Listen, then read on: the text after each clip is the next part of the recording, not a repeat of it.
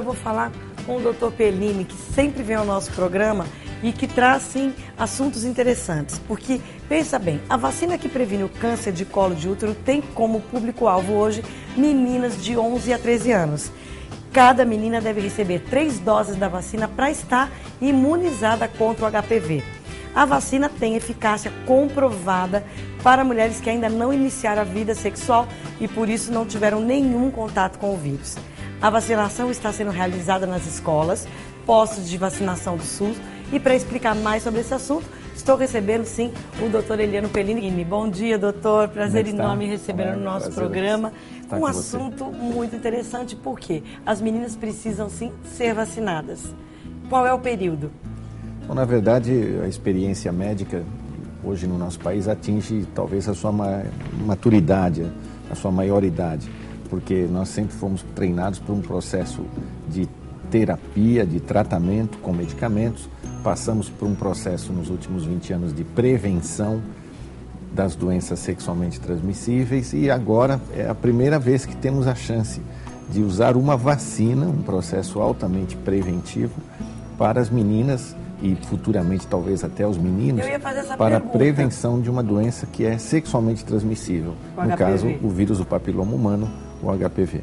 Agora, hoje em dia só as meninas. Existe já alguns médicos e algumas mães que estão também vacinando os meninos. Isso não existe essa necessidade ainda hoje? Na verdade, algumas comunidades, principalmente o Reino Unido, a Austrália, já fazem esse processo de forma social pelos seus governos. Sim. Vacinam os meninos ou quando entram na primeira fase da escola ou quando entram no exército. Os trabalhos desses grupos mostram um resultado surpreendente. Para cada menino que você vacina, você protege 7 meninas. Diferente do universo de outros países, no qual o Brasil está incluso, que vai vacinar as meninas em idade pré-escolar ou pré-sexual. Nesse caso, para cada menina vacinada, você estará protegendo em média 2 meninos. Então, dependendo da perspectiva do governo, você poderá vacinar os meninos com maior resultado. Acredita-se que em 7, 8 anos, esses governos que vacinam os meninos estarão com essa doença erradicada no futuro. Sim. O nosso país levará cerca de 25 anos vacinando as meninas para ter esses mesmos resultados. Por que não pode ser feito hoje nos meninos? Porque, na verdade, a nossa sociedade, você acabou de ver os últimos dados, inclusive, sobre machismo, sobre as próprias mulheres que estão sendo assediadas no metrô, no ônibus. As próprias mulheres veem o machismo brasileiro de uma forma um pouco institucional. Então, é evidente que vacinar os meninos será uma afronta a esse machismo. Os homens são sempre os últimos a serem convocados para ajudar essa perspectiva sexual. Então se decidiu vacinar as meninas porque é um processo mais simples, teoricamente, das mães entenderem, e são as meninas as principais envolvidas com essa doença. Sim. Enquanto Como nos homens, essa vacina, então? Enquanto nos homens, completando esse raciocínio, você tem 70% de chance de contaminação e cura espontânea, nas meninas essa chance de cura espontânea não passa de 15, 20%. E, infelizmente, na mulher, o colo do útero é um órgão interno, é muito difícil de localizar a doença, só o Papa Nicolau, preventivo de câncer, chamado histologia oncótica, feita de rotina, é que pode localizar esse vírus no colo do útero. A vacina, ela visa hoje vacinar 4 grupos de vírus. Lembrando que o HPV é um vírus distribuído em todo o mundo. Sim. Ele tem 220 espécies diferentes, o que significa que qualquer um de nós que já teve uma verruga, ou na mão, ou no joelho, já teve contato com o HPV. Com HPV. Portanto, o HPV é um vírus cosmopolita. E dentro do universo das famílias de HPV, existem 4 que são de transmissão sexual exclusiva, e sendo que 2 deles, chamados de alto grau invasivo, estão envolvidos com câncer do colo do útero. Surpreendentemente, toda vez que você vê uma verruga, você vê que as células estão se proliferando, formando um tumor, uma verruga, que é vista socialmente como normal. Nos genitais, essas verrugas são transmitidas sexualmente por esse vírus da família 6 e 8, que é chamado condiloma cuminado. Crista de galo para os homens, é bastante comum essa linguagem no nosso país.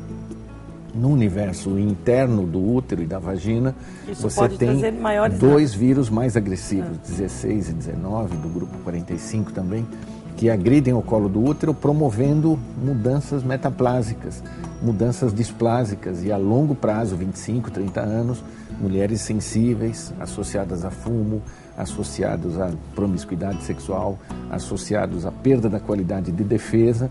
Esse vírus tem 90% de chance de estar envolvido com a doença câncer do colo do útero. Sim, então é uma que no maneira nosso de país, prevenir. em determinadas regiões, ainda é o principal causador de morte nas mulheres brasileiras, sendo no universo brasileiro hoje o segundo, perdendo apenas para câncer de mama. Então você tem hoje uma ferramenta que você pode atingir as meninas antes da vida sexual, é o ideal. Você está me perguntando em que momento, porque o ideal seria antes que elas entrassem em contato com esse vírus, vacinando os 4 vírus, os 2 que dão lesões genitais, tipo verrucosas, e os 2 vírus importantes que previnem câncer de colo do útero 25, 30 anos depois da vacinação. Tá, agora, isso já é a rede pública, todo mundo já tem acesso a essa vacina? Então, infelizmente, o nosso país ele demorou um pouco para iniciar, mas felizmente começou. Ele selecionou meninas de 9 a 11 anos, iniciou o processo vacinando nas escolas, por solicitação da escola, da vacina que vai ser pública. Numa segunda fase, isso irá para os postos de saúde. Então a gente vai ter pelo SUS. Então todas as meninas e mães que envolvidas com essa idade, 9 a 11 anos, já devem estar preparadas. Infelizmente, algumas escolas não prevêem esse processo. Então, se não for necessário o processo na escola, procurar a unidade básica de saúde mais próxima. Será necessário confirmar essa idade e, evidentemente, a longo prazo, possivelmente essas idades podem ser estendidas. No consultório, nós já atendemos mulheres acima dessa idade. Então, hoje é comum você receber mulheres que vêm espontaneamente. Eu quero fazer a vacina, tenho 25, 27 anos. E, surpreendentemente, já há mulheres acima dos 50 anos procurando essa vacina. Lembrando que as meninas jovens e as mulheres mais maduras, pós-menopáusicas, são as mais sujeitas às infecções pelo HPV, porque ele é um vírus citotrópico e ele depende de fissuras ou rachaduras para entrar dentro das células. Ele não é um vírus externo, é um vírus intracelular. Então, por exemplo, uma vagina mais frágil, mais delicada, com pouco hormônio feminino, pouco lubrificada, que é o caso da adolescência e da senhora menopausada, terá mais chance de, por uma fissura, um trauma sexual local, poder ter o HPV. Tá, a gente pode dizer que daqui a um tempo a vacina vai estar substituindo o Papa Nicolau ou não? Não, o exame?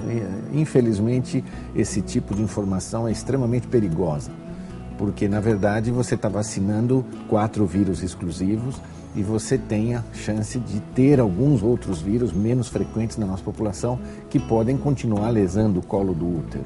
Certo. Então o Papa Nicolau ele passa a ser fundamental. A palavra Papa Nicolau é o nome do médico grego que descobriu esse método 2 séculos atrás, que é apenas a coleta do líquido e das células vaginais examinadas por um especialista sob corantes especiais, onde ao microscópio ele identifica células de risco. Então, o Papa Nicolau, no início da sua evolução, ele era classificado em números, número 1 até o número 5. 5 era câncer de colo do útero, 1 era o normal. A maioria das mulheres que têm vida sexual tem Papa Nicolau categoria 2, que significa esfoliação. A vagina é um órgão que no ato sexual se descama. Sim. Hoje o Papa Nicolau adquiriu uma dimensão diferente, ela segue um conceito de classificação por descrição para facilitar o contato internacional, chama-se contato de Bethesda. E hoje você, ao receber o seu Papa Nicolau, o chamado exame preventivo ou citopatológico... E que todo mundo tem que fazer pelo menos a cada 6 meses, que tem doutor. vida Lembrar sexual quem está em uma casa, vez por ano.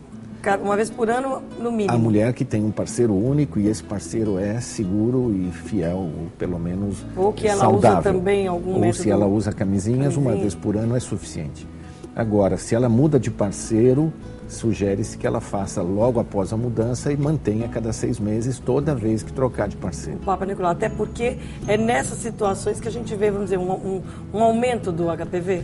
Na verdade, o HPV é um vírus universal, ele já existe na espécie humana há centenas de milhares de anos, só que ele ficou famoso e ficou importante porque nesses últimos 15 anos foi descoberto que ele é o causador do câncer do colo. De útero. Então, vacinando uma menina aos 9, fazendo prevenção de câncer tipo patologia oncótica, tipo Papa Nicolau, que é classificado hoje de forma a você receber uma descrição, exame negativo, presença de lactobacilos, que são as bactérias naturais da vagina, negativo para células suspeitas de HPV.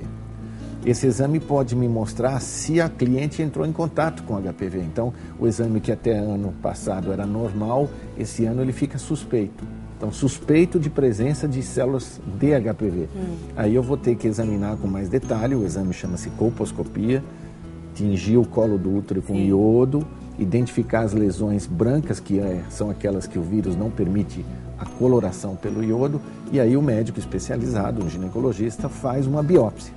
Na biópsia, que é a coleta de material que vai para exame, você tem a confirmação, presença do vírus HPV, e hoje é possível você identificar qual vírus, se é o 16, se é o 18, se é o 6, se é o 9, e ao mesmo tempo perceber a profundidade que ele está nas células. Então é por isso que às vezes você recebe um exame preventivo que vem assim, Papa Nicolau NIC1, significa a presença do vírus HPV, do grupo provavelmente de risco, que está num nível superficial, né? Ele não atingiu a profundidade. De fazer um Nesse caso, uma cauterização, um tratamento com ácido, resolve o problema. Por isso que toda mulher que tem vida sexual necessita desse acompanhamento, porque o colo do útero é um órgão escondido, interno.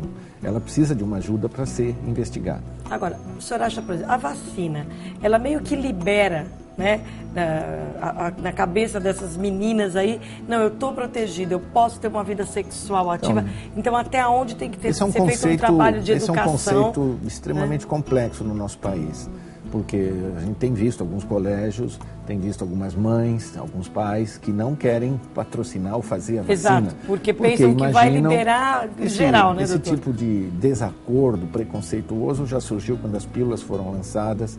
Quando eu prescrevo hoje uma pílula contraceptiva para uma menina jovem sem vida sexual para proteger pele, cabelo e ovários, muitos pais se assustam também. Na verdade, é o contrário. Quer dizer, a menina passa a receber uma responsabilidade de segurança e com isso ela fica imune a uma doença gravíssima. Mas não pode deixar de responsavelmente se preocupar com sífilis, com gonorreia. Então deixar isso bem claro, né, doutor, para quem está assistindo, porque assim, é a vacina contra o HPV. Sim. Mas se você achar que liberou geral, não é? E sair com uma vida sexual, você vai ter outras consequências. Por isso que é interessante esclarecer. A escolha do governo brasileiro de vacinar meninas jovens é interessante, porque essa menina entra num processo de vacinação, como foi cachumba, como foi coqueluche, como foi hepatite B, como foi Sabin. E ela não precisa receber essa informação de que está sendo vacinada por uma coisa que liberta a vida sexual com amplitude aos 9 anos. É uma vacina que é necessária. Eu acho que uma mãe bastante previdente pode fazer a vacina. Quando essa menina estiver se aproximando do seu início sexual, ela é informada, olha, lá no passado, aos 9 anos, você foi vacinada. Sim. Porque também não há motivo para explicar para uma menina de 9 anos que a vacina é feita para um projeto sexual. Nada vai mudar o início da vida sexual hoje na sociedade que tem ISMS, que tem internet. Tanta informação. As meninas estão iniciando vida sexual mais acelerando as coisas. Não será uma vacina desse tipo que vai mobilizar uma mulher que ainda define o início da vida sexual porque ama, a começar mais cedo ou mais tarde. É sempre um objetivo de defesa. Você vê já manifestações preventivo do tipo, de fato. Essa vacina pode dar poliomielite, essa vacina pode dar paralisia. Nós já tivemos esse tipo de crise quando fizemos hepatite B, quando fizemos hepatite C, fizemos vacinas para essas doenças. Hoje, acho que é um retrógrado absoluto. A primeira doença sexualmente transmissível que tem vacina, a sociedade só tende a crescer e a mulher só tende a se valorizar. A ganhar muito provavelmente, fazer uma coisa preventiva. Será uma mulher muito mais sexualmente desejada porque já está vacinada. Esse conceito de valorização sexual da mulher merece qualquer risco. Sem dúvida. Obrigada mais uma vez pela sua presença, doutor. Seus telespectadores também. E sempre muito esclarecedor todos os assuntos que nós abordamos e as mulheres cada dia mais tendo a opção de fazer as suas escolhas, né, e com sabedoria, né, com conhecimento de causa. Hoje o conhecimento é amplo, mas a educação exige entrevistas como essa. Então, parabéns pelo processo. Obrigada. Daqui a pouquinho você vai fazer quibe de forno. Você não pode perder essa receita. Não saia daí, eu volto já.